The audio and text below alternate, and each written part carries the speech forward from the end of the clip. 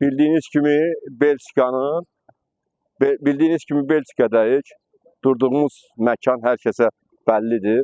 Avropa parlamentası, demokratik parlamento. Bilirsiniz ki, bu demokratik parlamento deyiləndə ancaq bu parlamento öz ölkələrinə işləyir, necə deyərlər, özləri üçün çalışır. Ancaq buna baxmayaraq bizim ölkələrə bu parlamento heç nə fayda vermir. Biz inanırıq ki, bu parlamentonun yeri dəyişib, olacaq Türk parlamentosu və dünyada da bu formada bu hallanacaq.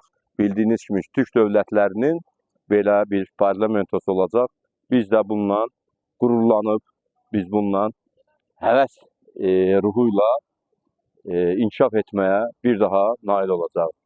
Bu gördüyümüz bu parlamento sözləri, ifadələri yazılır və içərisinə keçməklər. Bunlar hamısı özləri üçün qurulmuş bir faydadır, özləri üçün qurulmuş bir sakit həyat tərzidir. Bunların bizə heç bir xeyri yoxdur, heç bir deyərdim dərinə etsəndə də aidiyyəti yoxdur.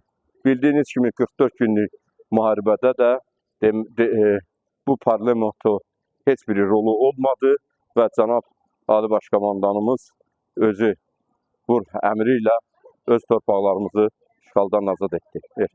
Çox